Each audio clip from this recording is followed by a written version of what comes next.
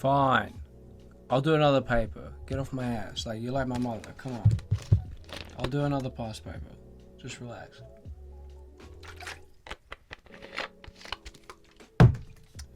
Right. I haven't done one in a while. In like a month. Yeah, and that's mainly because, I mean, these sort of videos get quite repetitive for me, so I don't always have the motivation to sit through a past paper like this, but I have to remind myself that, you know, if I was sitting these sort of papers, I would find this content very useful. Someone going through them and explaining them and talking about his thought process and all that stuff, you know, I'd like to see that. And also I put timestamps in the description of these videos when I upload them, so if there's a particular question that you want more clarity on and you want me to go through, well, just click on that and it will take you straight to where I go through that question. But yeah, so I'm going to do another pure maths paper, and the reason for that is because I assume that lots of people are taking this style of paper, and lots of people are required to do pure maths. And, you know, maybe I can show you that there's a little more than just sitting these exams to mathematics, and mathematics can actually be quite enjoyable if you just open your mind a little bit to it. But anyway, we can get cracking into it with question 1, and this is 2016 October November pure maths paper 1-1. Right, so let's go. So number 1, 1I, well, it's completing the square question, which they seem to ask every year, so you might as well get it down if you're gonna, you know, if you want to do well. So they want you to put this in the form of x plus a squared plus b. Now, they probably have taught you in your class some routine method of transforming this sort of quadratic into a completed square form.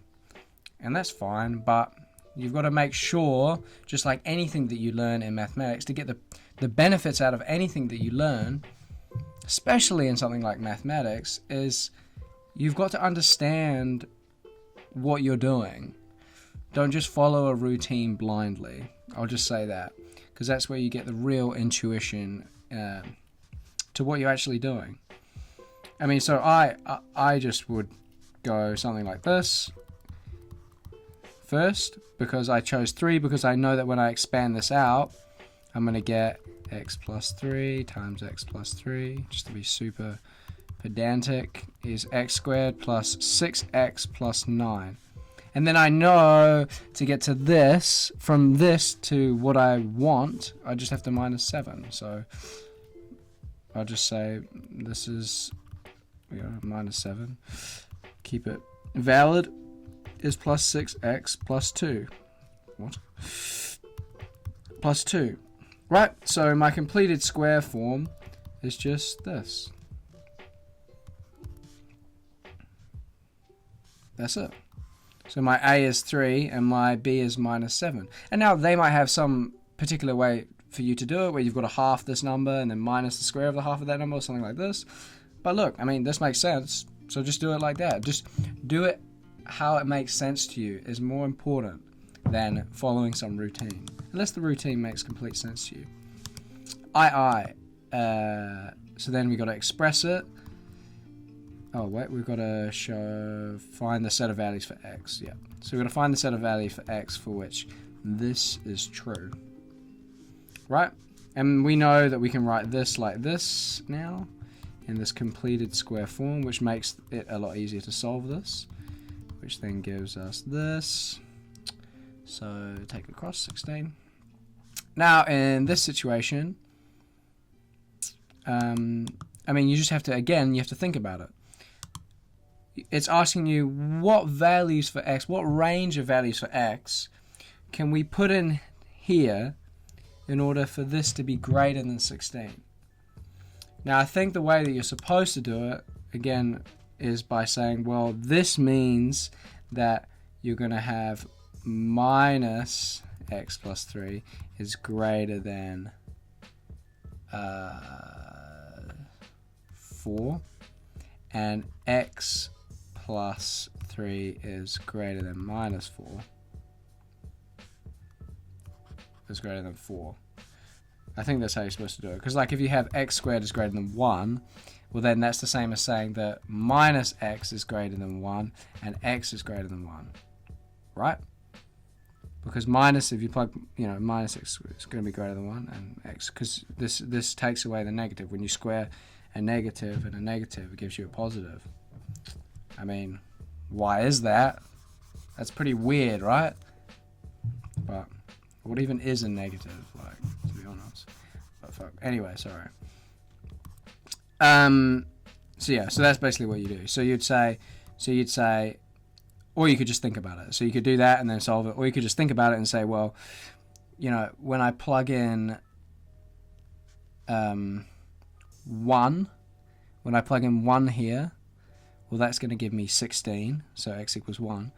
And then 2 will give me 25, so clearly the x is greater than 1 as a solution. And also when I put in minus 7, because when I put in minus 7, this becomes minus 4 squared, which is greater than 6, which will be greater than 16. And then if I put in minus 8, it'll be minus 5. So you can see that this is going to be less than minus 7. Right? And that's from me just thinking about it. But of course you can do it this way, like x plus 3 is greater than 4, and x plus 3 is greater than 4. Well, this is going to give us minus x is greater than 1, right? And then x plus 3 is greater than, oh no, this will give us minus x minus 3 is greater than 4. So that gives us x is greater than 1, which is one of the solutions there. And this gives us, I'm running out of room here, minus x is greater than 7. And then clearly if you just, switch them around, you get x is less than negative 7, which is the other solution. So you can do it that way, or you can just think about it. Both ways will give you the right answer. Just get rid of this. Probably went a bit overkill there. I tend to do that. But. Alright, question 2. We don't need to write it. So find the term independent of x in the expansion. Okay, so we have 2x plus 1 over 2x cubed to the 8. Well, this is a binomial expansion again. They ask you this all the time, man. Every single exam. So just learn how to do it. Because they always ask you. So you're guaranteed one of these. So, and you've got your formula, which you can get from your formula sheet, which is this, a to the n plus n1 of a to the n minus 1, b plus n2, a to the n minus 2, b squared plus going up. Right. And I don't want to, I do want to, keep reiterating this, that, look, understand where this comes from. Understand what these things are. What is this? What does this even mean? I really understand it. Understand how they produce this formula. Understand why it's useful, and make sure that it makes sense inside your head. Just because someone explains it, you can delude yourself and be like, yeah, I understand it. Well, do you really understand it? Because then if you do really understand it, then they can chuck any question at you and to do with the binomial expansion, and you will be able to do it, no problem. That's the difference between following some routine equation, like here you could just plug in all the values, and really understanding what you're doing. Anyway, x, so the term independent of x, well, that's just going to be this term, n2, where n is 8, because you're going to get an you're going to get a to the power of 6, because you're going to get, 8 minus 6 here, and a b to the power of 2.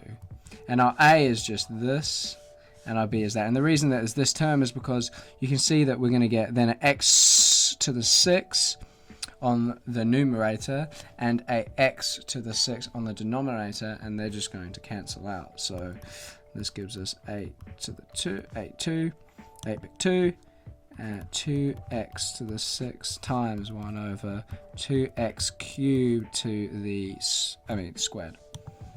So if we just expand that all out, where's my calculator?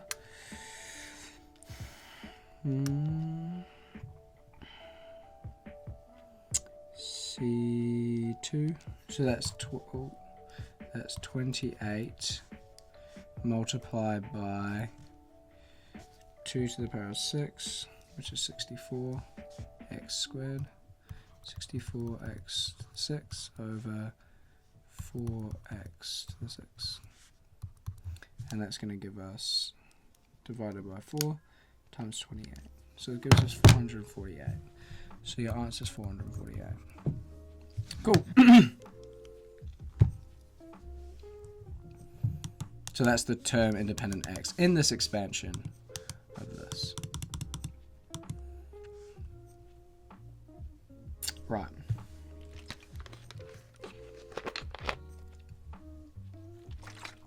Once again, I'm not going to be doing it all in the sitting. But I'll do like half of it. And then do the other half later. Or maybe tomorrow. Because it gets a bit boring for me. In this diagram, so you got a little slice of pie. Looks like here, a slice of pizza, which would go down nice right now.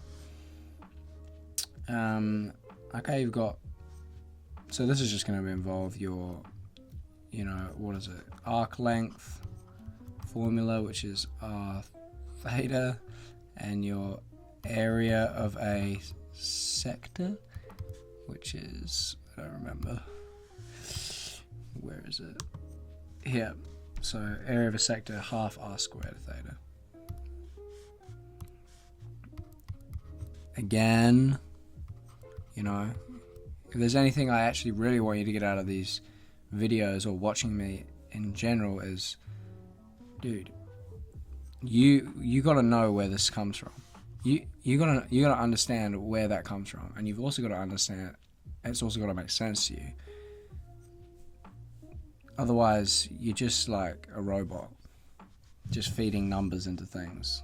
You won't really see the benefit of how cool maths can be, or any subject can be, unless you really understand the things that you're doing. It's like fundamental, and I don't think it's something that they really hit on in school enough, how important that is.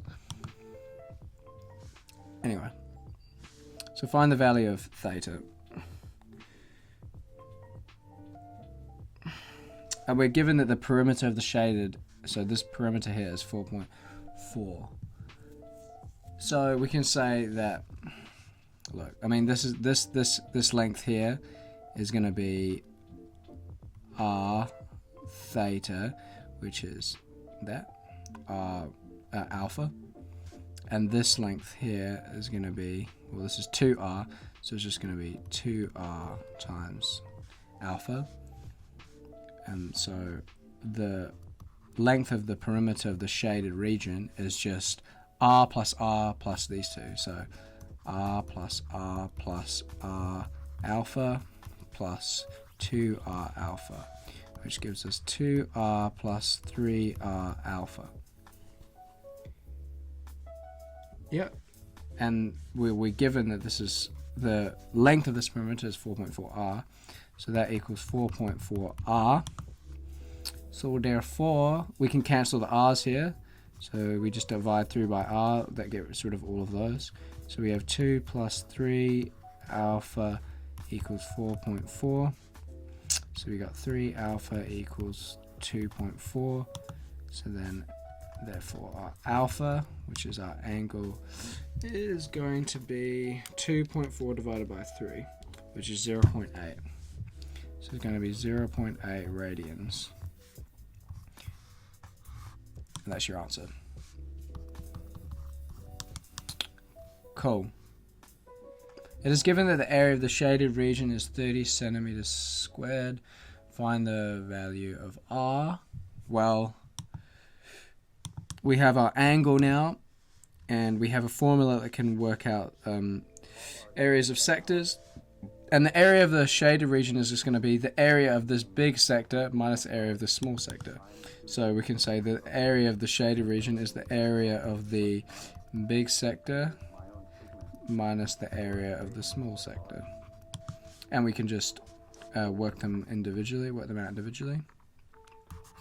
I feel like always when you're working through these sort of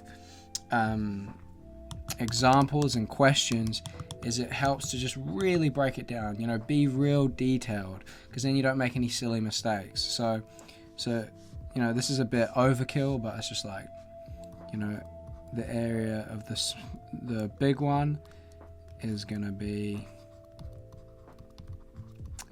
be a half r squared. Our r squared is 2r. So it's going to be a half 2r squared times our angle, which is 0.8, and that just equals, well, this is going to be 4, so we can just plug it in the calculator. So this is going to be 1/2 2 squared divided by 2 times 0.8. This is going to be 1.6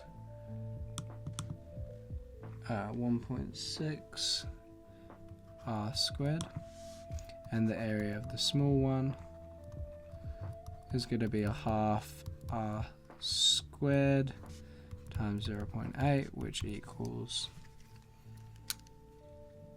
well, just 0.4, right? 0.4 r squared.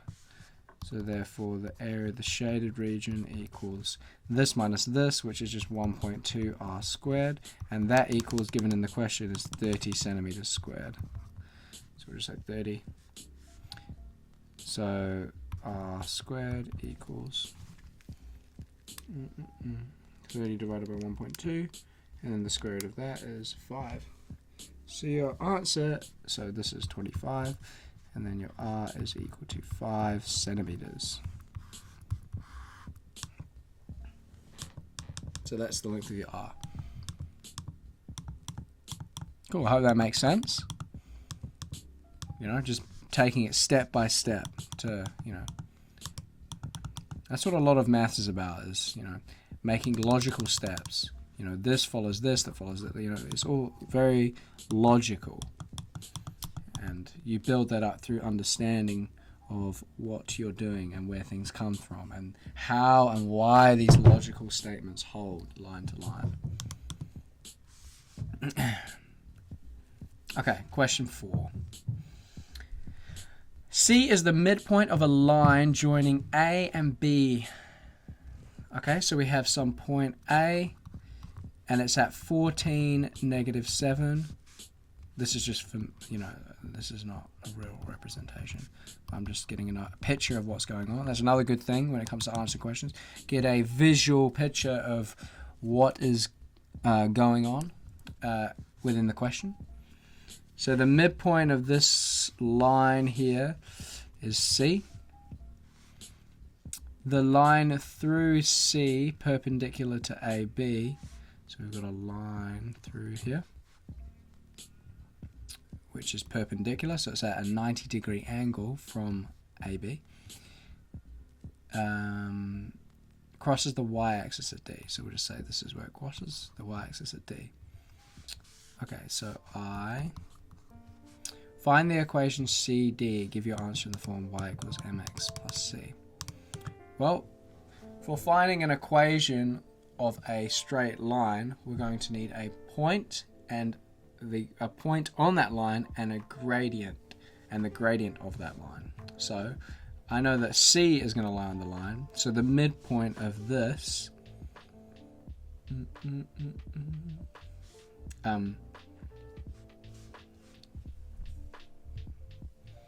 is, so we have the midpoint, so midpoint C is going to occur, halfway between A and B.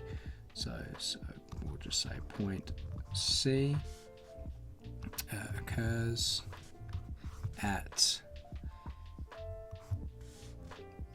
14 plus -6 over 2 and -7 plus 3 over 2.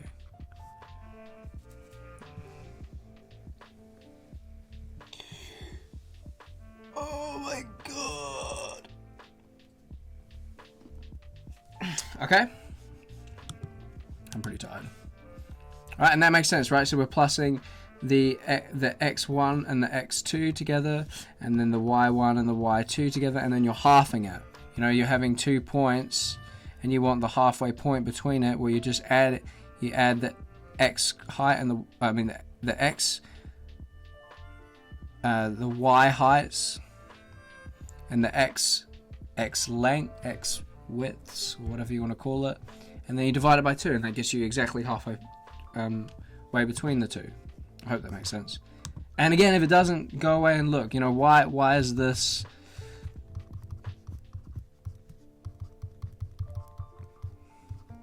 Why is that the midpoint between A and B? Why? Don't just take my word for it. Go figure out why it is. So that's 8 over 2, comma, minus 4 over 2. So that gives us a C point of 4, -2. Okay, so we've got a point on the line. And now we need the gradient of that line. Well, the gradient of the line, so M of CD, is just going to be -1 over the gradient of AB. So it's the negative reciprocal of the gradient AB, and that's because they are perpendicular to each other. So MAB equals y2 minus y1 over x2 minus x1. You would have seen this before as well, this equation, but again, you gotta really understand why. And that's y2 is your 3 minus y1, which is your -7, so minus a minus, which is a plus, over x2 minus x1, which is -6 minus 14, which gives you -20. So this equals 10 over -20, which equals -1/2. So therefore, our gradient of CD is equal to 2. And this relationship here, again, please understand why that is the case. Do examples, set in concrete examples to looking at different lines which are perpendicular to each other, and see that this is always the case, that the gradient of this line is always the negative reciprocal of the gradient of this line, and vice versa. Anyway, so now we've got the gradient of the line and a point on the line. So therefore, we can say y equals, and also, oh no, never mind. Y minus y1 equals mx minus x1, and this is just this equation comes from here, and this is y minus y1 is just our point, so this is plus 2 equals 2 times x minus 4. So this equals y plus 2 equals 2x minus 8. So y equals 2x minus 10. So that's the equation of CD. Yeah. So that's your answer. Cool, let's make some room. So this is the equation of the line CD. So let's make some room for the next one.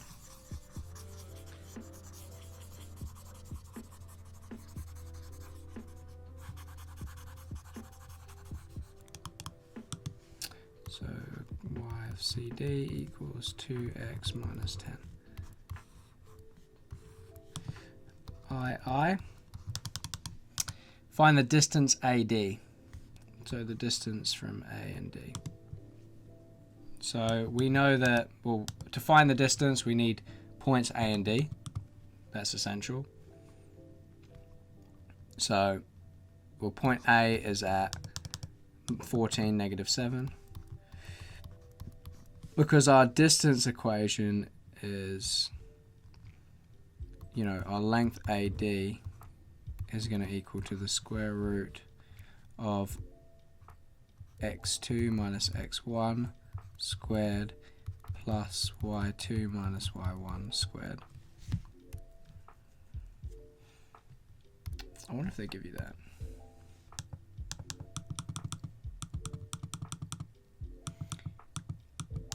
No, they don't. But this is just an extension of Pythagoras' theorem. You know, C AB and C squared equals A squared plus B squared. You know, that's where this is derived from here. Anyway, and our D occurs when, you know, is along this line, and D occurs at when this line crosses the y-axis, and it crosses the y-axis when x equals 0. D occurs at x equals 0. So y equals -10. Yeah. Of D, and then so then if we plug that, well, we know that it's going to be x equals 0. So it crosses the y-axis at that point. So D is at 0 and -10. Right? So then we can work out the length of AD, which is the square root of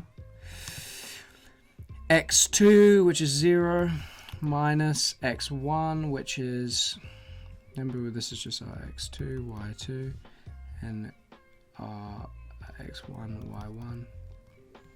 You know, it will work in the other way around as well. These x2s and x1s are sort of arbitrary in that respect because it's being squared, so it's a length. It doesn't really have any sense of direction. So we have 0 minus 14 squared, which remember will be the same as 14 minus 0 squared. That makes sense. And then you have minus 10 minus 7 squared, which equals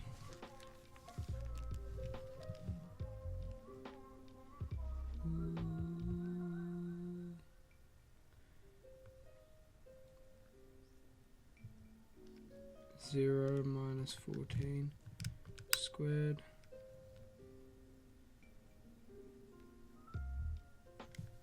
it's going to be minus, by the way. So look, so sorry, minus 10 minus minus, so it's a plus. So then that's going to be plus 3 squared, which is 9. So this is equal to the square. It's equal to the square root of 205. I find that in a lot of these questions it's easy to make simple mistakes here. That's why I think if you're in an exam, I would be very, you know, over the top. You know, unless you're like unless you're just, I mean, that's what I do. Just to really make sure, you know, don't get cocky just because you've seen it before. Okay, question 5. So this question is involving a geometric progression, which means we have to use these two equations here, un, and so this is the sum to infinity of a geometric series, and this is tells us what, you know, the first element, second element, you know, what value it will be. So it says here, so let's just write those down. So we have these two equations. And I like to write A, so because A is just the first term of the geometric series. So I'll just call it U1 of Rn minus 1. And we have the sum to infinity equals U1 over, what was it? 1 minus R. 1 minus R. Okay. And it tells us here that in this geometric progression, I remember a geometric progression is just each term is multiplied by a ratio value r. So if, let's say, r was 2 and your first term was 1, then your second term would be 1 times 2, which would be 2, and your third term would be 2 times 2, which would be 4. Third term, 4 times 2, which would be 8. You get the idea. It multiplies by the same ratio to get the entire progression. So it tells us here that our u1 plus u2 in this geometric series is equal to 50. And it also says that our u2 plus our u3 is equal to 30. And then it asks us to find the sum to infinity. So immediately what you should be thinking here is sum to infinity. What do I need to obtain that value? I need u1 and I need r. So how am I going to find that? Well, what do we know about geometric progressions? We know that the ratio, the r value, you know, this is consistent through the progression. So that we know that our u2 divided by our u1 is going to equal r, right? In the example that I use, if u2 is 2 and u1 is 1, then our r is 2. Yeah? Because we're multiplying it by r, if that makes sense, to get the next element of the progression. And this stays constant throughout neighboring terms, if that's what you want to call it. So this will also equal to u3 over u2. And it'll also equal to, it'll equal to any n plus 1 over un. Like it'll, anything. But that's just a side note. So in this case we have, well, let's just write it as two separate equations. u3 over u2 equals r. So therefore we know, so this is the information that they've given us. So we know that therefore u2 from here equals ru1, and we also know that u3 equals equals ru2. So let's plug these into this equation, or one of these equations. Well, we have a u3 and a u2, so we could plug it into here, and we can say, because this is some information that we're given, that's why I'm doing that. This is what we know about all geometric series, and this is some information that we're given for this particular scenario. So let's plug that in. So this equation here becomes u2 is ru1 plus u3, which is ru2, equals 30. And I can see here that if I factor out r, I get this. And conveniently, we have a expression for this as well. u1 plus u2 is 50, so we can say this is r times 50. And then we get a value, so then we've got 30 over 50 for r, which is 3 over 5. So our r value is 3 over 5. Look at that. Look at that. 3. What a 3. I don't want to say it's the pen, but it is the pen. I would never write as poor a 3 as that on pen and pad. Come on. Give me some respect. Okay, so we have r. So now we can find, now we need to find u1. And u1 can be found simply by, so from this equation here, we could say u2 equals, well, we have r as 3 over 5, u1. Yeah? So then we could then plug this into here, because I know if I plug this into here, into this equation, we can call this 1 and 2.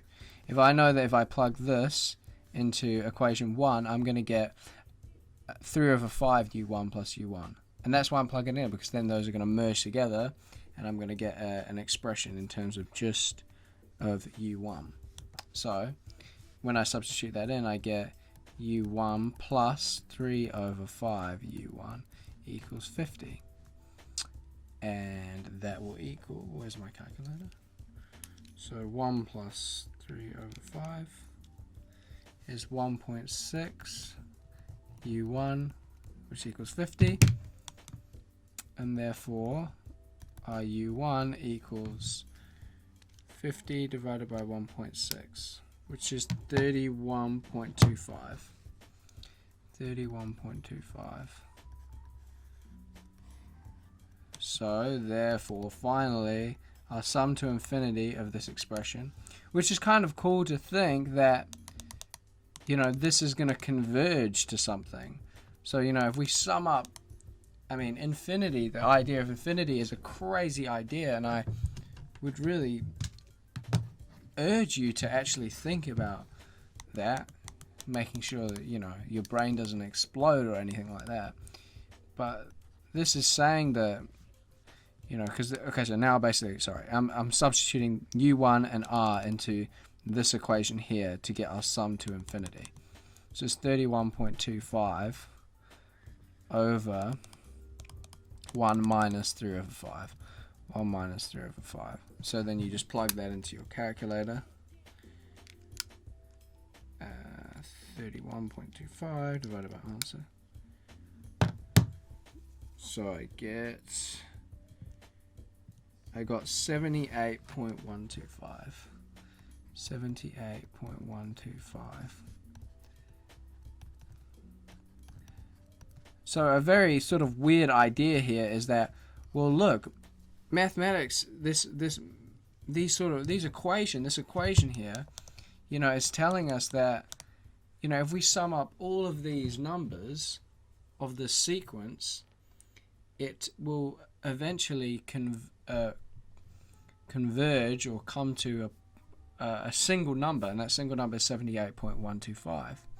And that's sort of will show you a little, give you a little taste of actually the power of mathematics, is that, you know, because we can't actually sum up all these things. You can sit, I mean, infinity is infinity. It goes, I mean, it's infinite.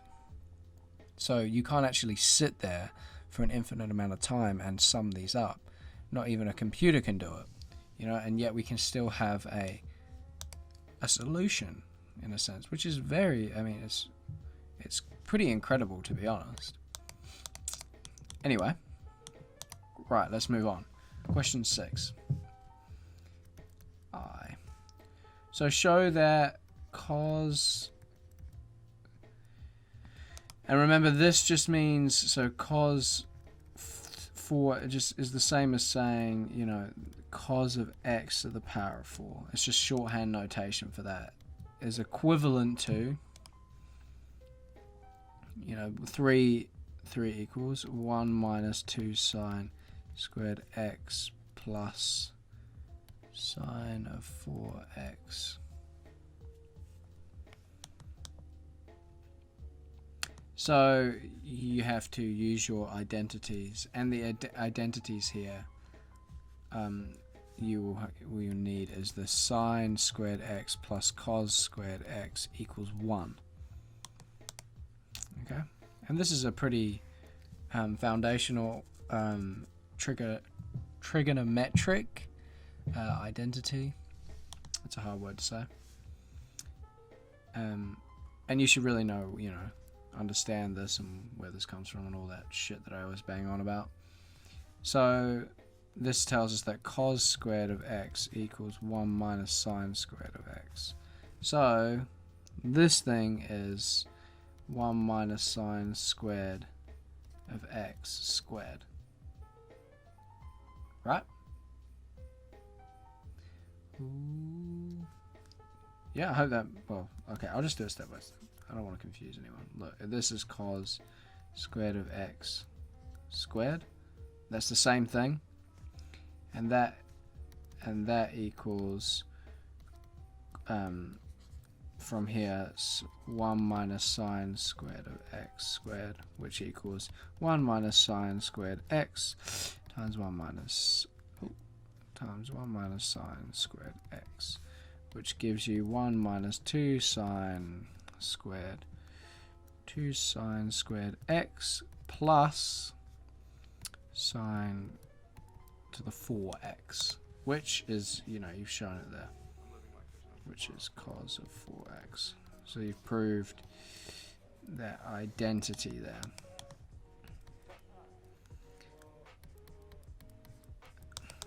Okay, hence or otherwise solve the equation. 8 sine of 4x plus cos of 4x plus cos of 4x equals 2 cos squared x. And it wants you to solve this in the range of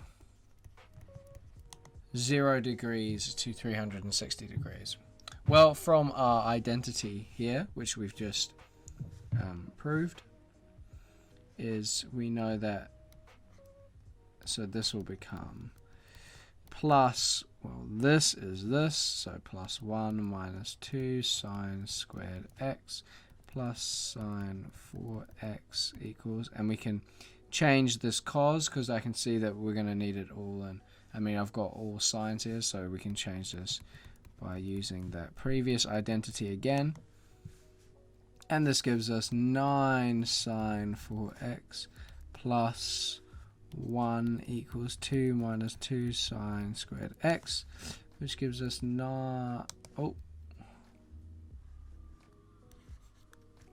plus 1 minus 2, they're going to cancel anyway, sine squared x.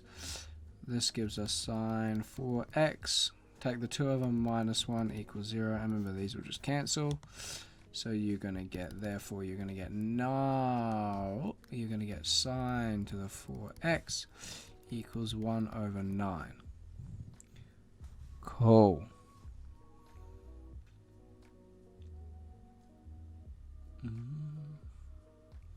So then if we,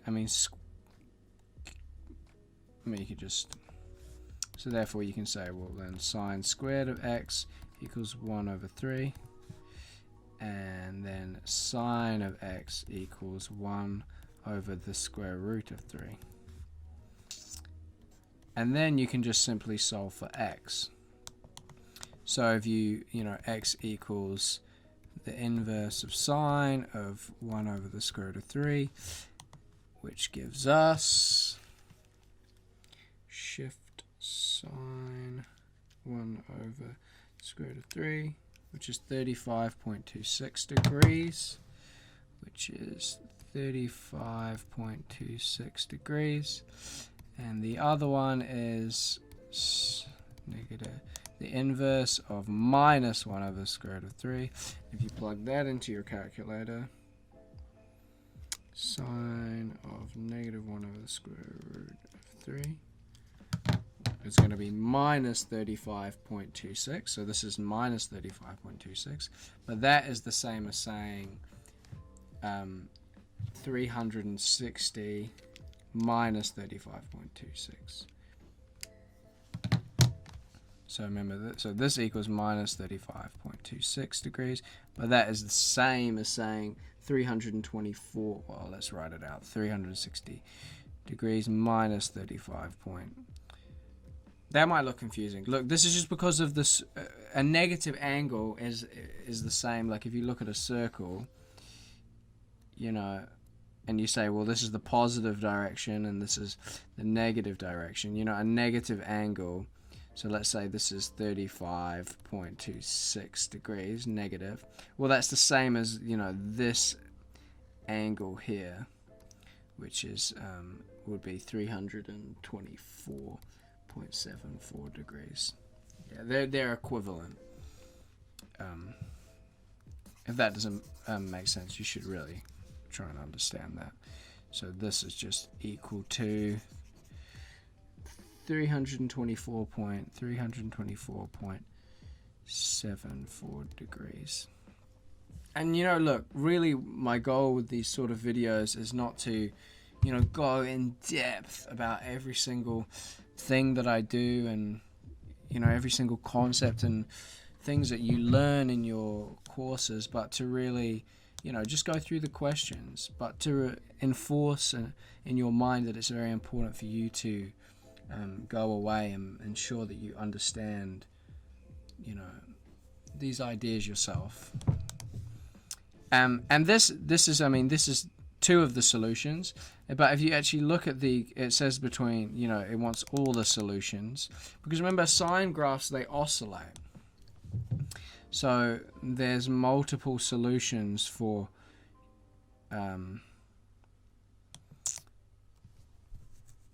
a single input. So like here would be, it's 1 over the square root of 3, positive, and this might be the negative 1 over the square root of 3. And this is our first solution here, which is our 35.26 degrees, and then our second solution will be here. Remember, this is 180 degrees. So our second solution is going to be 180 degree. Let's stop writing. 180 minus, because it's symmetric. So if this is 35.26, then this is 35.26. So minus 35.26 degrees, which equals 180 minus 35.226. So this is 144.74. 144.74 degrees. And for this one, okay, then you have a solution here. That's your 324.74 degrees, where this is 360. And then you have another solution here. So this will be 180 plus 35, 35.26. So 180 plus 35.26.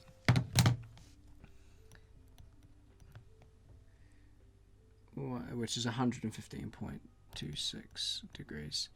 So, for all of those solutions in which sine of x equals plus or minus 1 over the square root of 3, all of the solutions are in ascending order, are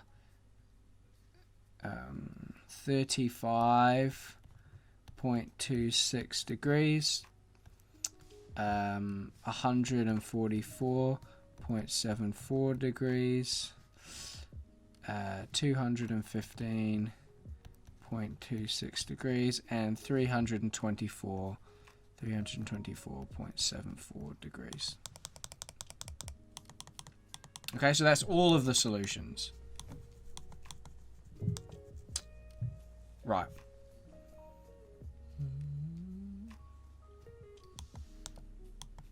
Okay, let's do this one as well.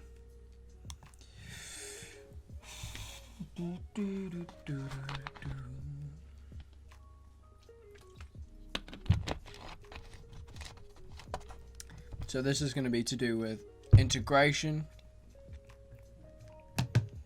And integration is a useful mathematical tool to help you find the shaded regions under curves. So the areas under curves. So, I is find the coordinates of A. So the diagram shows, we've got two curves here and intersecting points A and B. Well, we can see that A is when y equals 0. So A is at y equals 0. You can just simply see that from the graph. And A lies, because it's the intersection of the two curves, it lies on both of the curves. So you can simply just plug it into one of them. So let's plug it into this one. So we can say 0 equals 1 minus 2x to get that x coordinate. So then we get 2x equals 1, x equals a half. So therefore our A coordinate is at a half, 0. Cool. Cool. Okay, so find showing all necessary working the area of the shaded region. Right. Again, this is going to come down to your understanding of a integral. But what you're going to want to do here is you're going to want to find the area under this curve. So let's call this curve 1, and let's call this curve 2. And you're going to want to find the area under this curve 1, between B and A. So between x equals 0 and x equals a half. And you're going to want to minus it, because that will give you this area, this entire area here. Right? And then you're going to want to minus it from the area under this curve, because that will then minus this area here, and then will give you the shaded region. Okay, so let's break that up. So the area of the shaded region, let's just call it area of S, equals the area under curve 1, right, minus the area under curve 2. So what's the area under curve 1? Well, this is the integral between B and A, which is 0 and a half. Integral between 0 and a half of this this thing here. So we have y squared equals 1 minus 2x. So this is y equals 1 minus 2x to the half. So I just square rooted both sides. So this is of y dx, which equals a half 0 of our y of this curve is 1 minus 2x to the half. 1 minus 2x to the power of a half dx. So therefore our a1 is going to equal to, we've got to integrate this. So we go 1 minus 2x, and there's a method for doing this. You go, you go up by a power, and then you divide by the power, which will give you divided by 3 over 2, which is the same as timesing by 2 over 3. And then you also have to divide by this differentiated, which is divided by minus 2 also. And that's between, and if that doesn't make sense to you, you have to go away and understand the chain rule and integration using the chain rule and stuff like that. I'm not going to go through all of this stuff. I'm going to assume you know this, because I mean, this is your final exam, right? So I'm assuming that you should know this. Okay, so then this, let's just simplify this. This is minus 2 over 6, which is minus 1 over 3 of 1 minus 2x to the 3 over 2 between a half and 0, which equals, with a half, this just becomes 1 minus 2 times a half, which is 1 minus 1, which is 0. So the first one is 0 minus, when we substitute in a half, when we substitute this in, is minus 1/3 times 1, because 0 will just, this will just go away, and 1 to the power of anything is just 1. So that gives us minus 1/3, which is 1/3. So that's A1. So that's the bigger area. And then A2, we can then calculate A2. A2 is, we'll just do the same thing pretty much, but it's the integral between a half and 0 of, now our y is 2x minus 1 squared. Is 2x minus 1 squared dx, which equals, again, go up by a power, so 2x minus 1 over 3 divided by 2, so it's over 6, between a half and 0.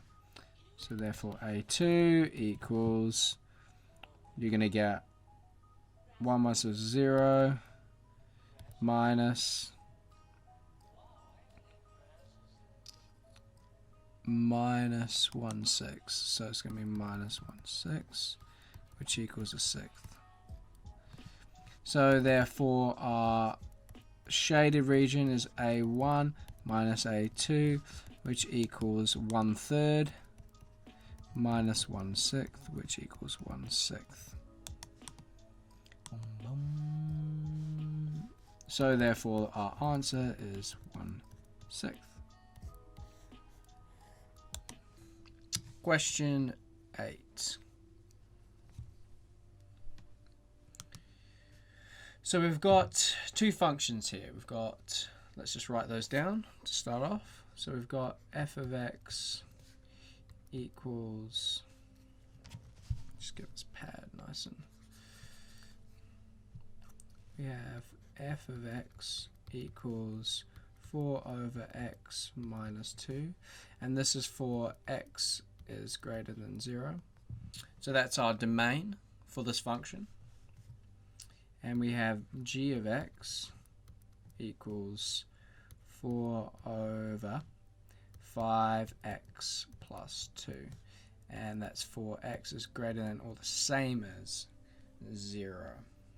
And that's the domain for this function. Remember, just the domain is just simply, you know, what values of input can we put into this function. So we're putting in this mathematical construct called an x, which takes values of numbers.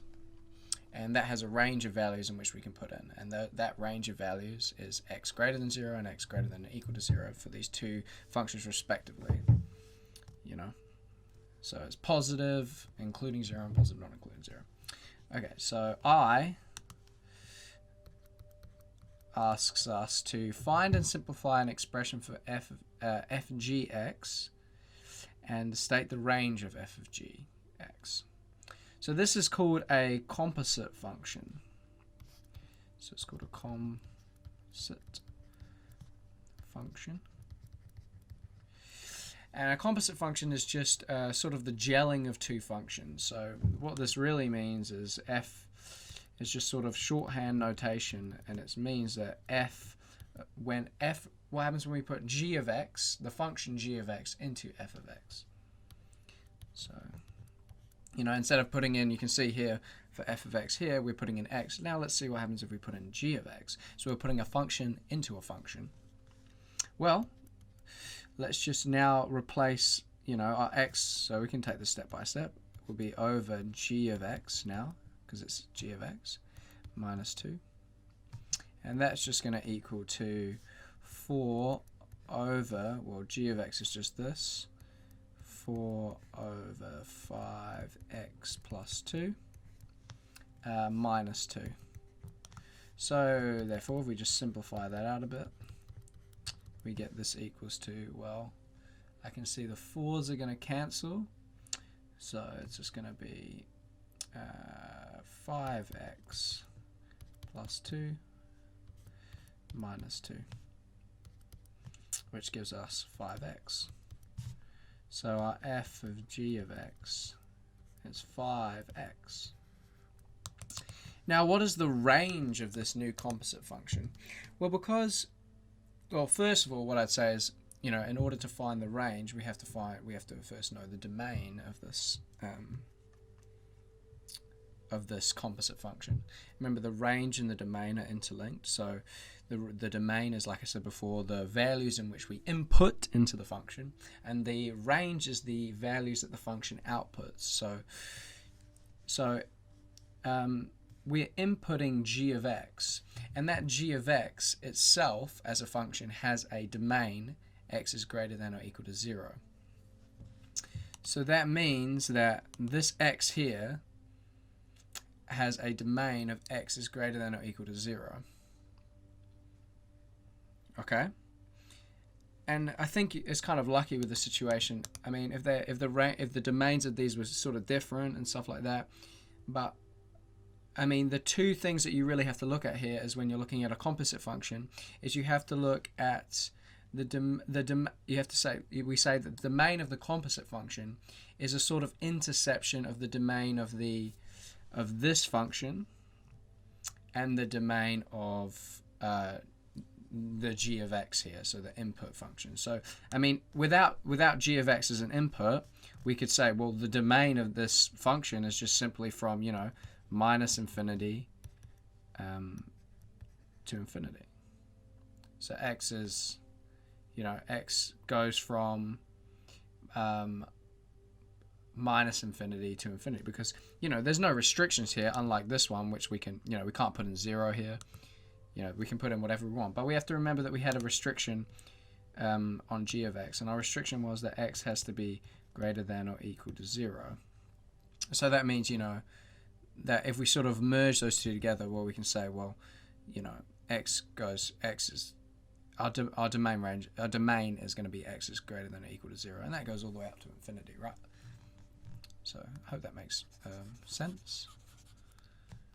I hope I didn't overcomplicate it.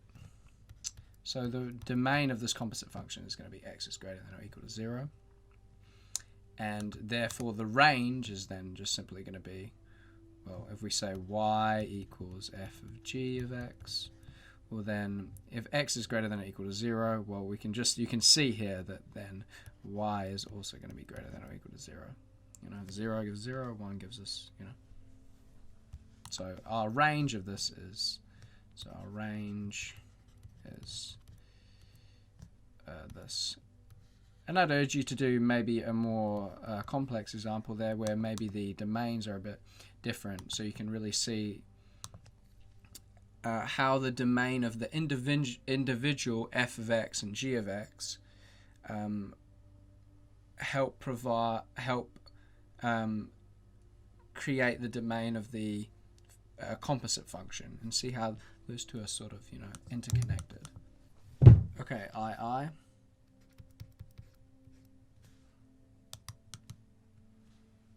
So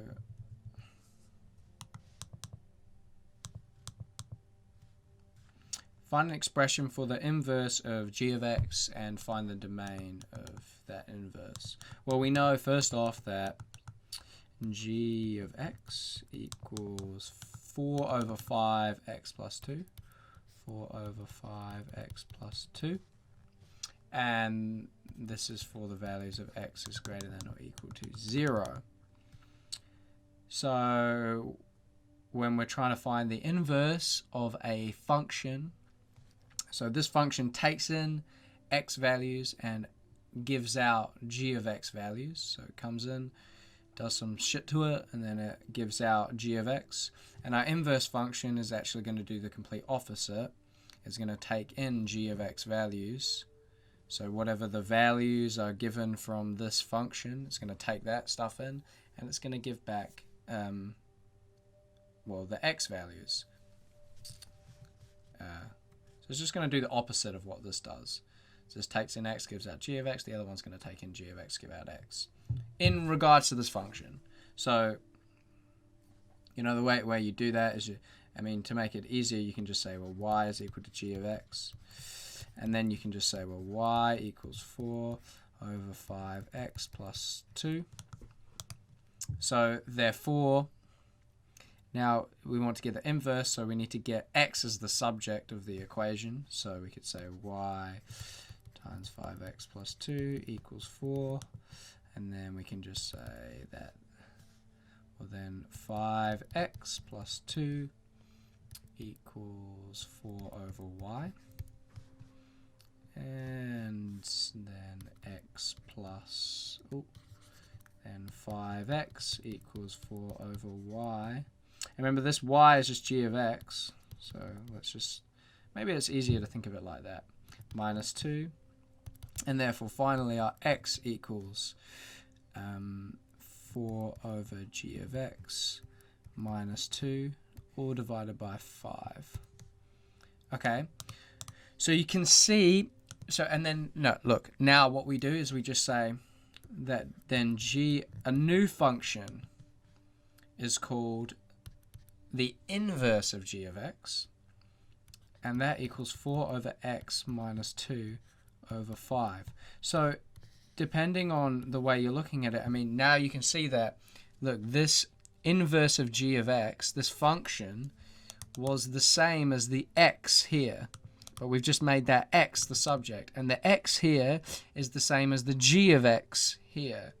So, okay, I hope that makes sense. Yeah. I can see how it can be a bit confusing because you have like an x and a g of x, and then you put the x here, but this x just represents something different. So you can think of it as like it represents the g of x and this represents the x in the g of x. It's kind of okay. I can see how it would be a bit confusing, but you got to try and wrap your head around this one because, you know, to understand that. Anyway, so you've got this function. Just make a bit of room for ourselves.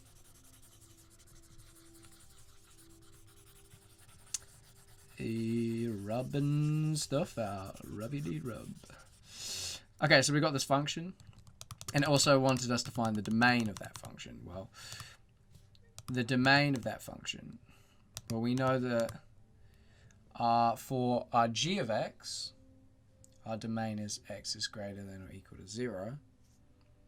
So that means the range of this, of the g inverse of x, is it's got to be greater than or equal to 0.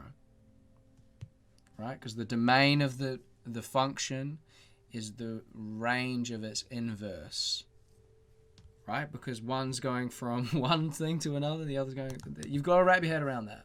So that means that this has to be greater than or equal to 0. Well, and this is just this. So we can say 4 over x minus 2 over 5 is greater than or equal to 0. Yeah? So we times through by 5, we get 4 over x is minus 2 is greater than or equal to 0. And now you've got to be careful here because we can see that, well, this will occur. So let's, because when we can say, well, this will occur when x is greater than 0, because I'm going to times through by x. So there's two solutions here, right? You know, it's like saying if you had this equation here, like 5 over x equals 0. Oh no, if it equals 1. Oh no, let's say 5 plus 1 equals 0. Well, you'd say, well, there's the solution when x equals... No, that doesn't make any sense. Sorry, that doesn't make any sense to what I'm trying to say. What am I trying to say? I'm trying to say, look, if you had something like this, like 5 x plus 2 equals 0. If you had something like that, well, you'd say there's two solutions here. You'd say there's, well, when this equals 0, and you'd also say when this equals 0. Yeah?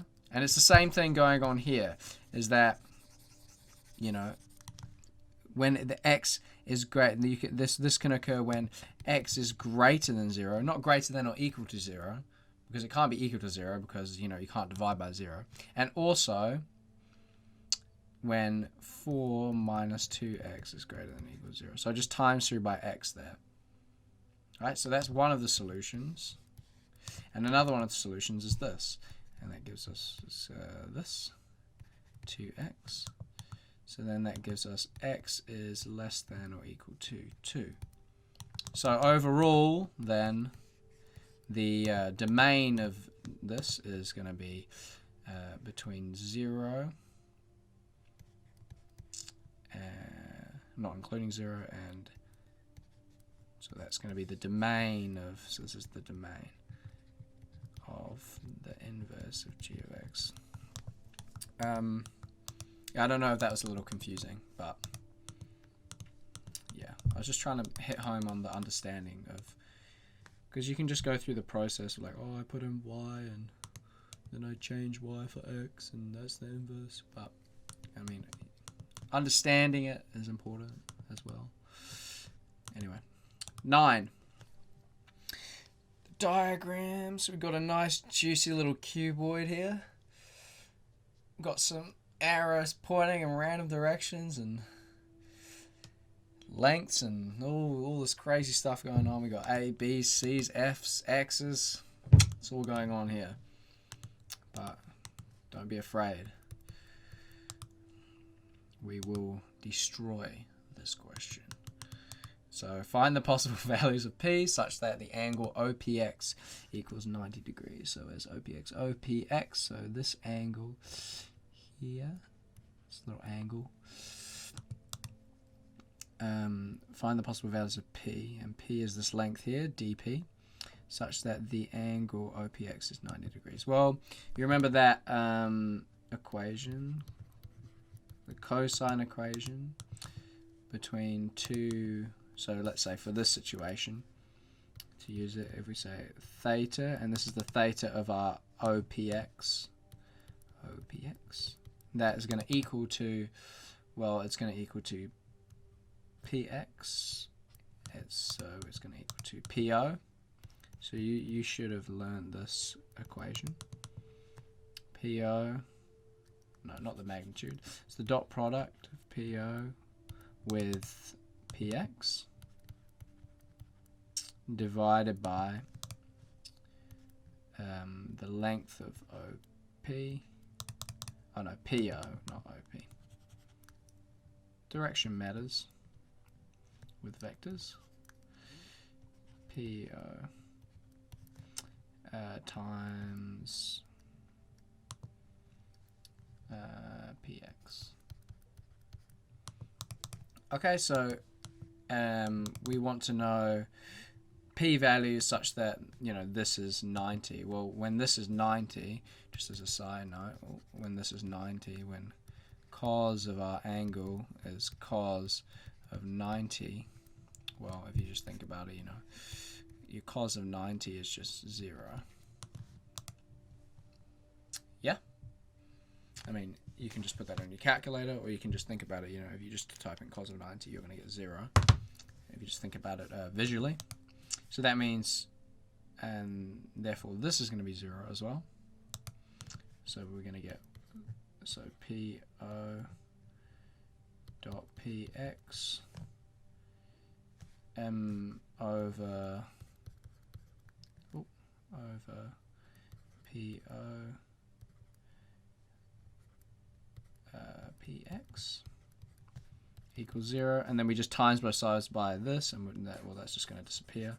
That's what I meant when I said it's going to be 0. It's not actually equal to 0, just it will just disappear.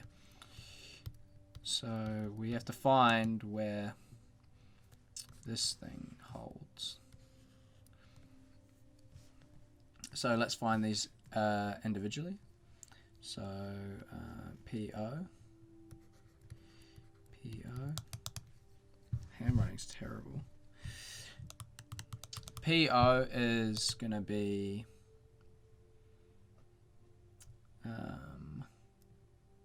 PD plus DO. So this is PD, God, PD plus P plus DO, which equals, well, this is just minus P in the J direction. So this is going to be, PD is just 0 minus P, 0, plus DO is just minus 2 in the K direction. So that's 0, 0, minus 2. So that gives us 0 minus P minus 2. So that's our PO, and then our PX is equal to, PX is going to be equal to,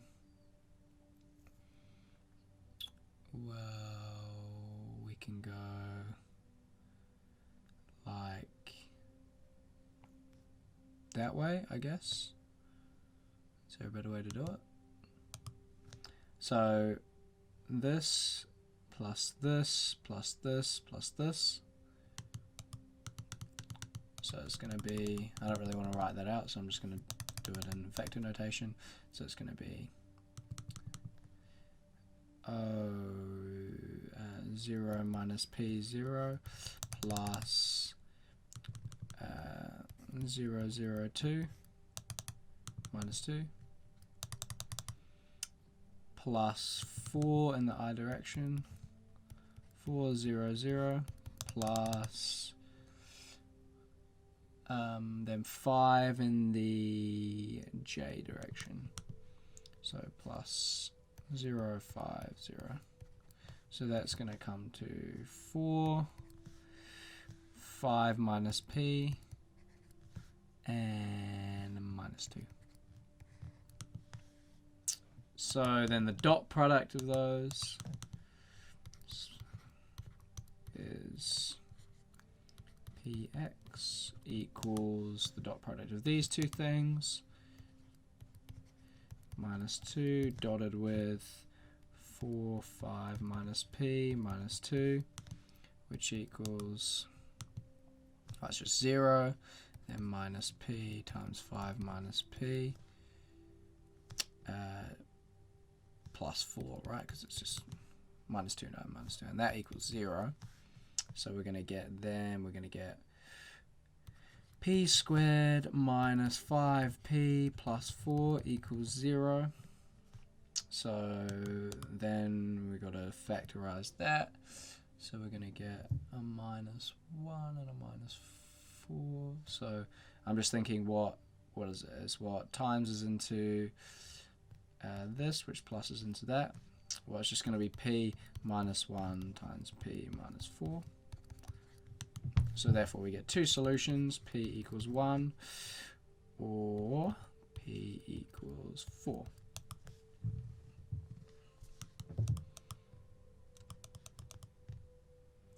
Find the possible values of p. Okay, so that's your answer. So those are the possible values for p. Okay, I.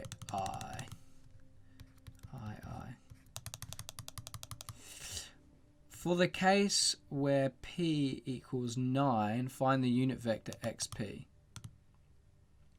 Okay, let's rub this stuff out. Find the unit vector xp. So what's the unit vector of this? And the unit vector is just a vector in the direct. So for the case of xp, it's just a vector in the direction of xp, which has a length of 1.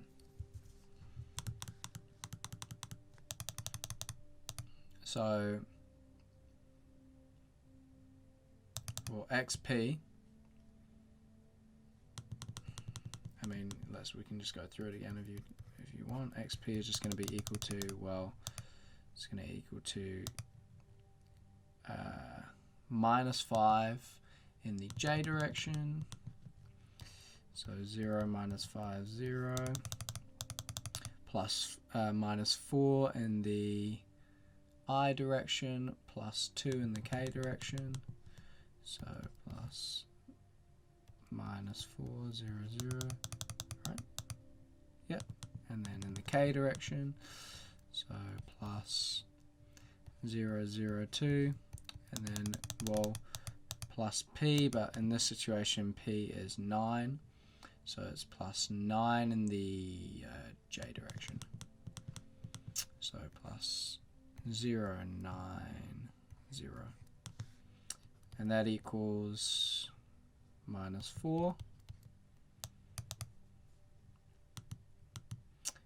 Minus 5 plus 9 is what? Is 4. And then 2. We could have just plugged it in here, by the way. In here and just taken the negative of it, because this is px, so in the opposite direction would be xp, but whatever. Okay, so we got this. And then to find the unit vector, well, we just need to find the length of xp, which equals this squared plus this squared plus this squared, so it's 16 plus 16 plus 4, which equals 36, which equals 6. So therefore the unit vector of xp is going to equal to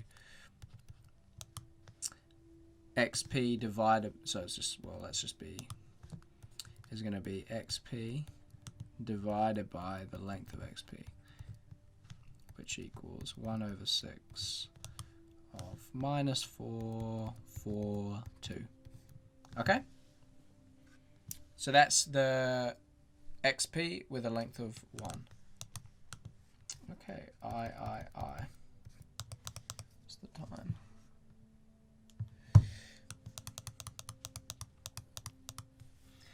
A point Q lies on the face CBFG. So that's here. So this face here. So CBFG, such that XQ is parallel to AG. AG. So see how good my line drawing is. Terrible, of course. You know what? I'm not even going to try. Between here and here, a vector.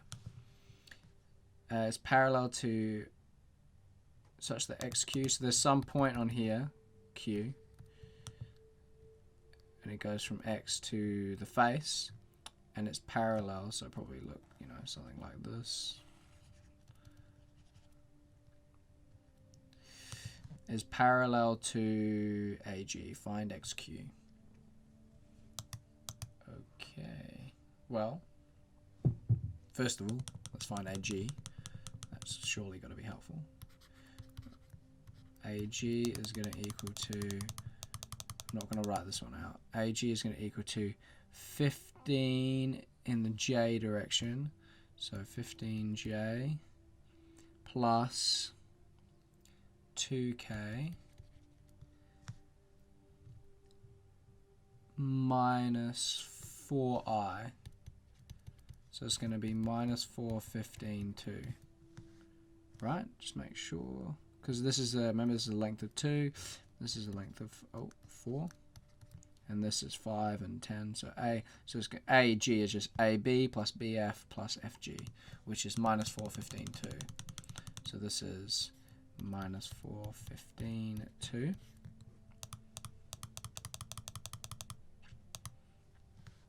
And our XQ is going to be, 10 in the J direction, and then we don't know in the I, so it's going to, in the I and the K, so it's going to be, let's call it an unknown X, 10, and then an unknown Z. So we don't know this, so it goes, you know, XB, and then it goes up something, and then across something, but we don't know what those are. How many units it goes across and up on the I and the K direction. So XQ is equal to X10Z. Okay, so, and we know, so this is the information that they gave us. We know that they are parallel to each other. And because vectors are sort of directional, I mean they are directional, well that means that you can say that XQ is some something, we could call it, yeah, I mean I think they usually, when they talk about like some multiple, some scalar thing that they multiply, they use this thing lambda, but it just means some scalar, so some number multiplied by AG. Let's just write that better. Okay, but that's only because they're parallel, right? If you have, look, if we have two vectors and they're parallel, let's say this is one, let's say this is just 1, 2, so this goes, you know,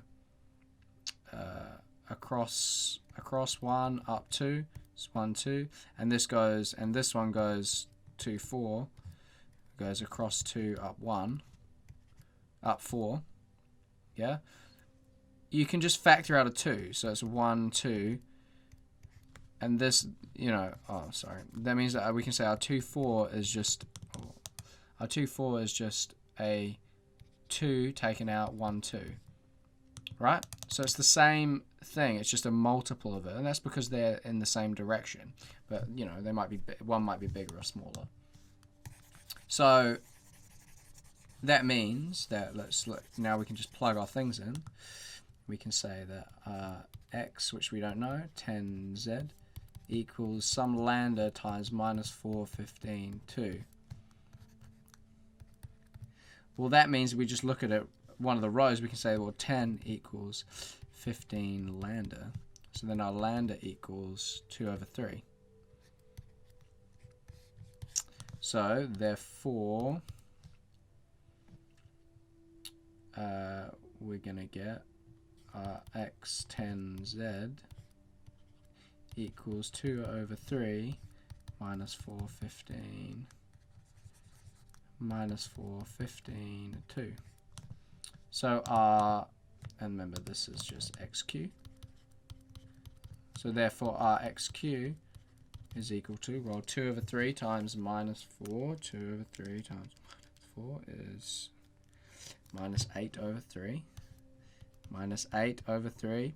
And then 15, well 15 is just going to be 10, right? Is 10. And then 2 times, well, 2 over 3 is just 4 over 3. So that's your xq. Then we've got, how many more have we got? Should have, that's the last one.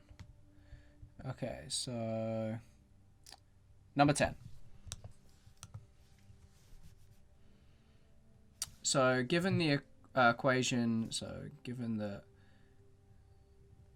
we're given that this, and remember this is just the derivative of f of x with respect to x is equal to 3x to the half minus 2x to the negative half.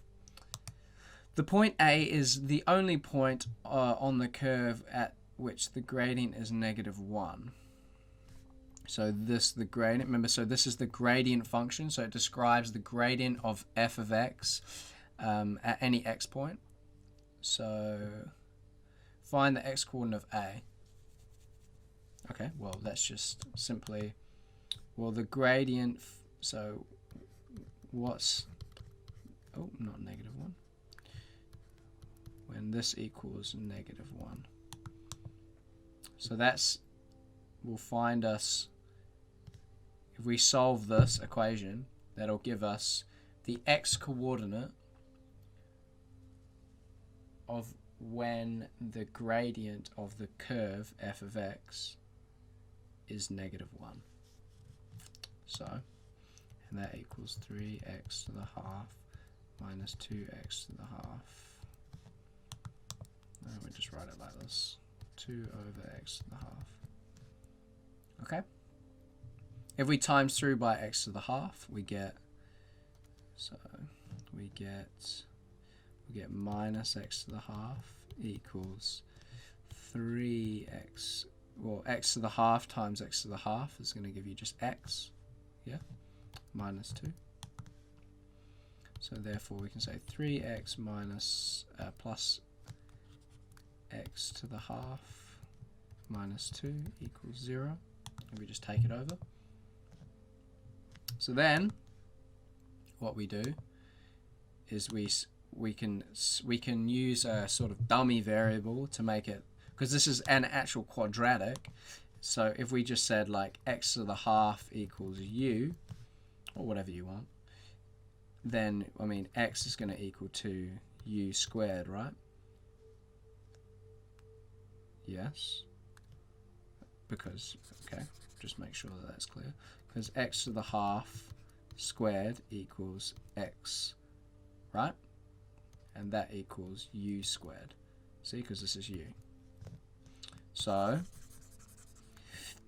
x equals u squared, so therefore this can be written like this, and we can just solve for u.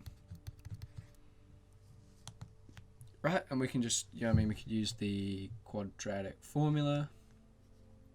So we can u equals minus b plus or minus the square root of b squared, which here is 1, minus 4, 3, minus 2, over 2a, which is 2 times 3, which is 6. So this equals minus 1 plus or minus, well, this is just going to be 4 times 3 times -2, 1 minus answer equals 25, so the square root of 25 is 5 over 6, so therefore we get u equals minus 1 plus 5 divided by 6, which is 2 over 3, or we get u equals minus 1 minus 5 divided by 6, which is minus 1. And now remember that, because remember, we're solving for the x coordinate.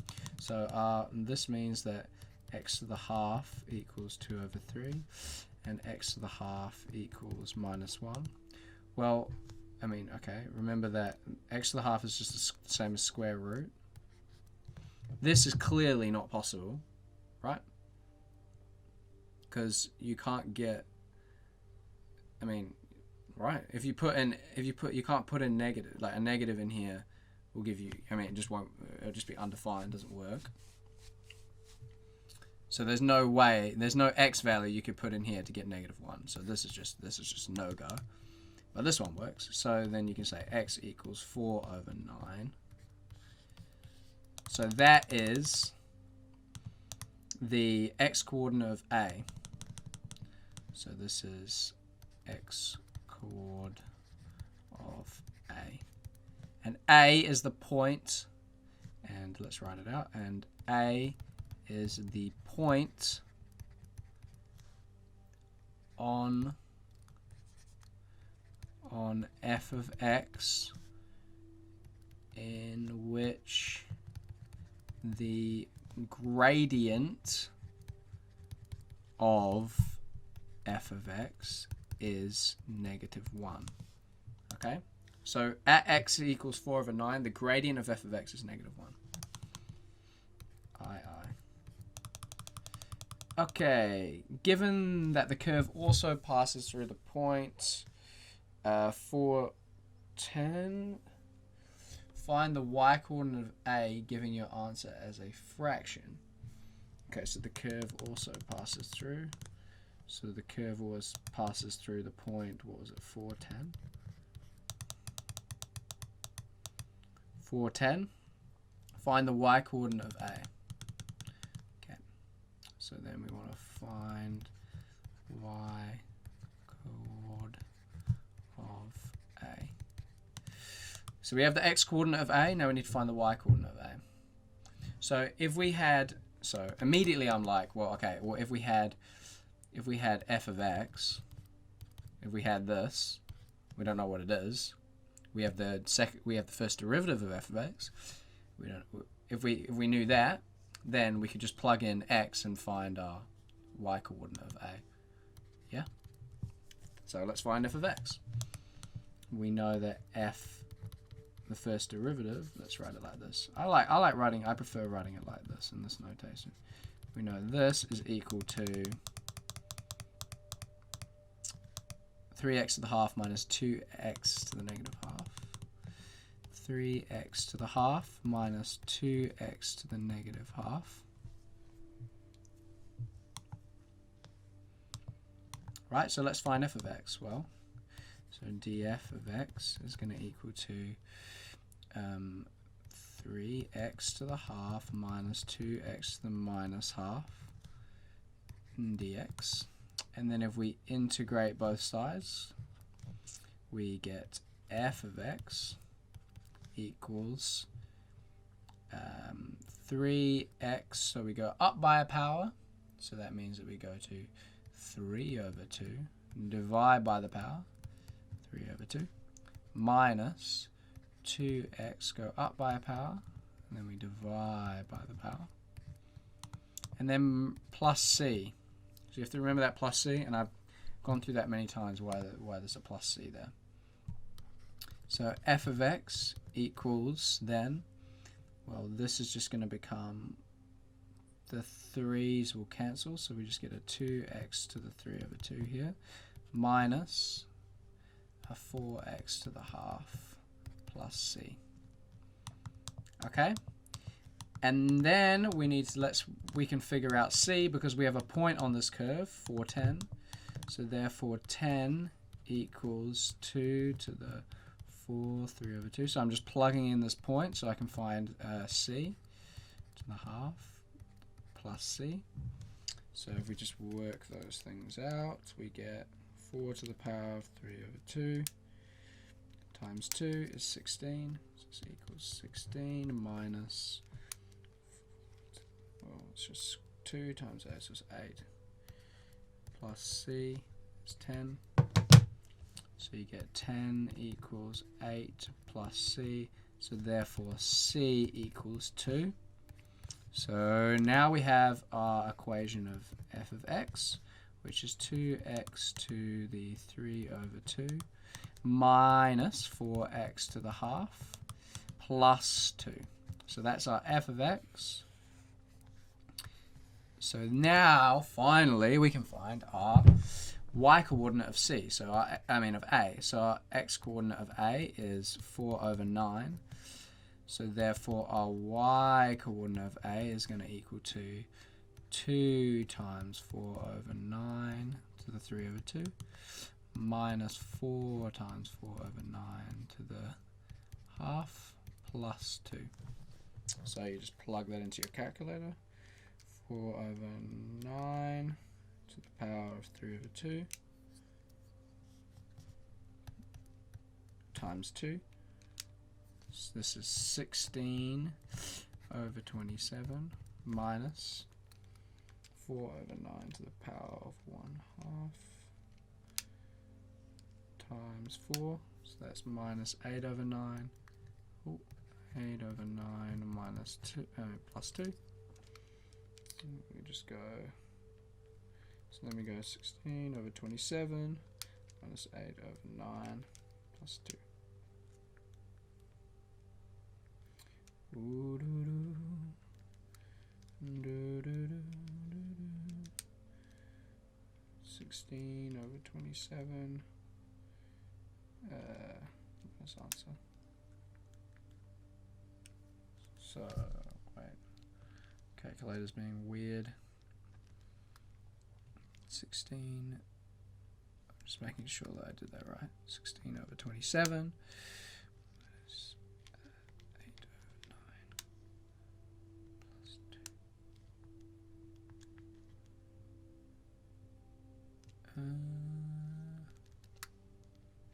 Sorry.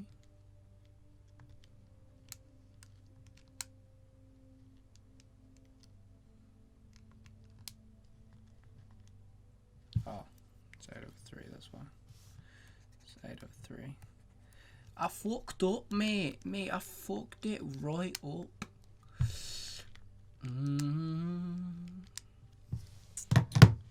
Okay. You know, the answer was just looking weird. So, minus 2 over 27. YA. La la la. Okay. Cool. Motherfucking beans. We have reached the final question.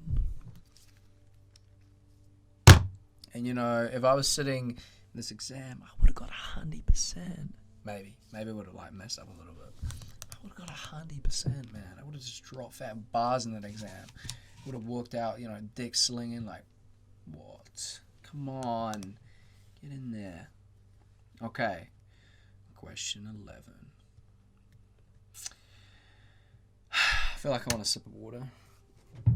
Oh no, I'm out. I'm out of water.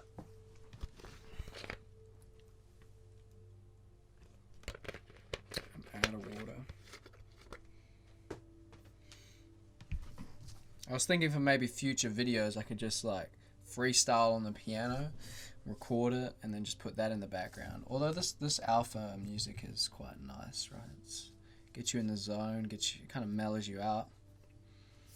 I find it useful to like listen to something while I'm, you know, doing work.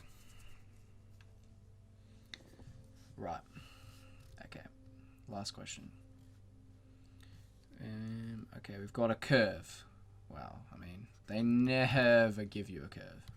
I've never seen them give you a curve. Like, this is crazy stuff here. Okay, and the point P, there's a point.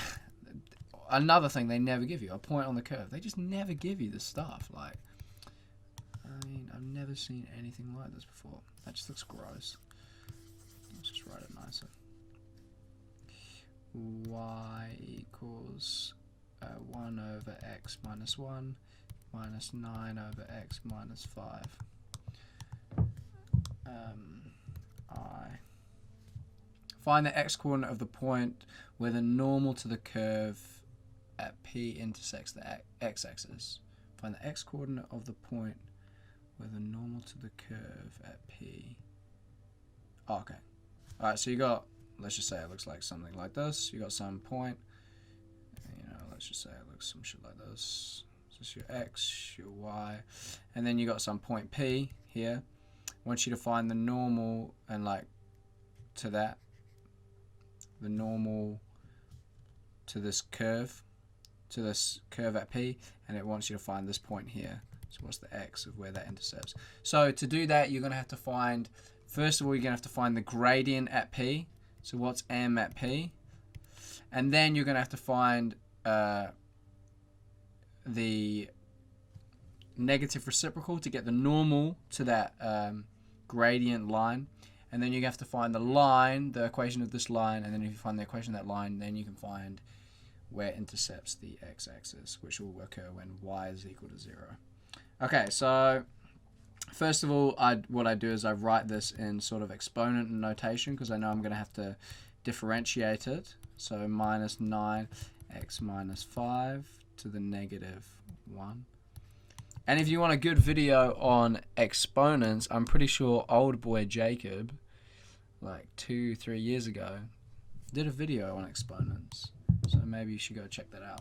And I think it's pretty thorough. I prove them all. Okay, so, but you're probably way past that level.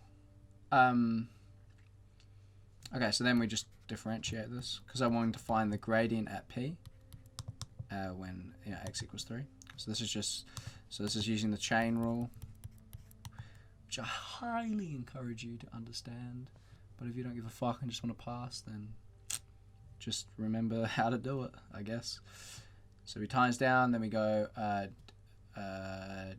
down a power, so it'd be minus 2. And then we times by this differentiated, which is just 1, so we don't have to do anything. And then we times down by 1, so it's plus 9. X to the minus 5. Go down a power. And then again times by 1, so it won't do anything. So let's just write this back like this.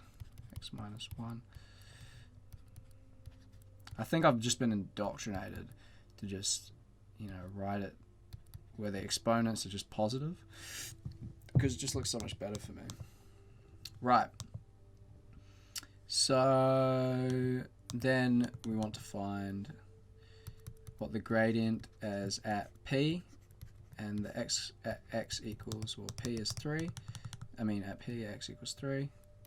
So this equals minus 1 over 3 minus 1 is 2 squared plus 9 over 3 minus 5, which is minus 3. Wait, no. Brain. 3 minus 5 is minus 2 squared. So this equals minus, well, what am I doing? I don't even need to put this in my calculator. Minus 1 over 4 plus 9 over 4, which equals 8 over 4, which equals 2. So the gradient at P, which is when x equals 3, is 2. Therefore, the gradient of the normal at P is going to be the negative reciprocal. So we can go gradient of the normal at P. Now that's too much. We'll just say this is the gradient of the normal. N for normal is minus 1 over 2. Okay. So that means that the gradient of this curve here is minus 1 over 2. Minus half. So now we have a gradient and we have a point on that line. So we've got a point on the line and the gradient. And the point on the line is P, which is at 3.5. Okay. So then we can use our equation of a line. There's mx again. You should really know where this comes from. Y minus 5 equals negative a half x minus 3. So we get y minus 5 equals negative a half x plus 3 over 2. So y equals minus a half x. 3 over 2 plus 5 is 13 over 2 plus 13 over 2. So that's the equation of the normal line at point P. So then if we wanted to find now the x coordinate of the point, now we want to find where does this line intersect the x-axis. Well, this line intercepts x-axis at y equals 0. So therefore we get 0 equals minus a half x plus 13 over 2. So we get x over 2 equals 13 over 2. So we get x equals 13. So that's it. That's it. That's the answer. So my diagram is a bit off. You know, it's somewhere over here. But, you know. Okay. The last one. Doing this clicking is pretty tedious. Find the x coordinate of each of the stationary points with the curve and determine their nature and justify your answer. Okay, well this is just finding stationary points, which you've probably done a lot of, so I'll still do it. But so we have dy by dx equals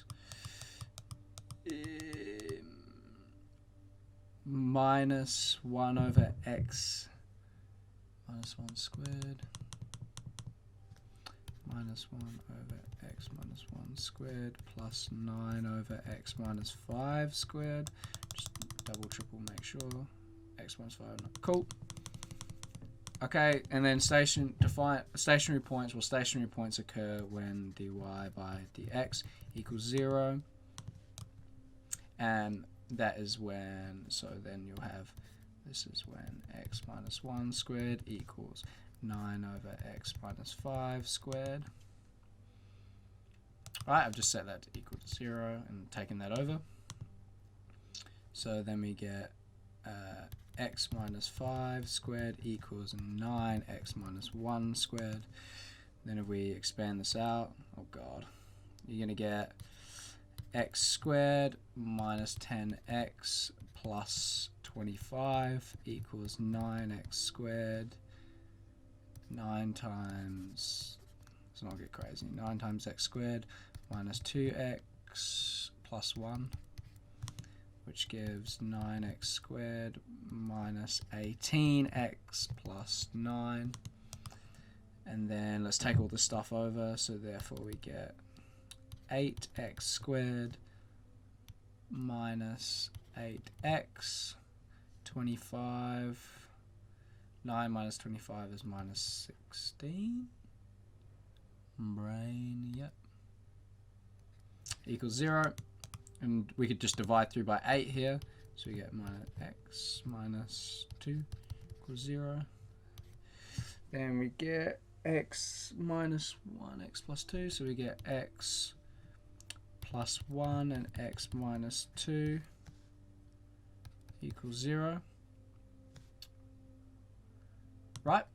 So then we get, therefore we get x equals negative 1 and x equals 2. So those are our two stationary points. And then to determine the nature of those stationary points, we have to find the second derivative of our curve. Well, this is just the first one, just remind ourselves, is minus 1 over x minus 1 squared plus 9 over x. Well, actually, I'll write it in the exponent form because I'm going to derive it. So we get minus x minus 1 to the minus 2 plus 9 x minus 5 to the minus 2. And then we find this. And if you're wondering actually why it looks like that, is actually the second derivative, well, you're taking the derivative of the derivative, so with respect to x, so you're saying you're taking the derivative of this, dy by dx, right? And that just equals d squared y by dx squared. Voila. Maybe you didn't know that. And then that equals 2, so we times down by the power, go down a power, so it's x minus 1 to the negative 3 plus minus 18 x minus 5 to the negative 3. So therefore our second derivative is this, 2 over x minus 1 to the 3 minus 18 over x minus 5 to the 3. And then you've got to plug in your two stationary points. So you've got x equals negative 1. So you plug this in, and you've got to see if this thing will be greater than. So if this is greater than 0, then the stationary point is a maximum. And this is to do with the rate of change of your derivative. That's where this comes from and how they know this. It's about looking on either side of this and seeing how the rate of change is, determining whether it's a maximum. And d squared y by dx squared. I'll give this to you. Please go away and really try and understand these two relationships right here. Don't just plug it in. Then the stationary point is a, well, no, this is minimum, right? Minimum, min, a max. Right, so go away and look at why, before you look it up, try and figure out why this is the case. Why, when the second derivative is greater than 0, then the stationary point is a minimum. And why, when the second derivative is less than 0, well, the stationary point is a maximum. Well, what you do is then you just go, well, we look at dy by dx as x equals negative 1, which is going to equal to 2 over minus 1, which is minus 2. Which is minus 2 cubed minus 18 over minus 1 minus 5, which is minus 6 cubed. So you plug that in, you're probably going to get a gross number, 2 minus 2 to the power of 3, minus 8, 2 divided by answer. Is minus 0.25 minus minus 6 to the power of 3, and then 18 divided by answer, and then minus 0.25 minus answer. So this is, some number, and this is actually less than 0. So therefore x equals negative 1 is a max point, and you do the same for the other one, and I'm just assuming that it's going to be x equals what is it? X equals 2. X equals 2. You plug that in, so you get 2 over 2 minus 1, which is 1 cubed, plus minus 18 over 2 minus 5, which is minus 3 cubed, minus 3 cubed. Well, that's just going to be 2. You're going to get 2 minus a small number, which is going to be greater than 0. So therefore x equals 2 is a minimum stationary point. And that's it, folks. And that's all she wrote.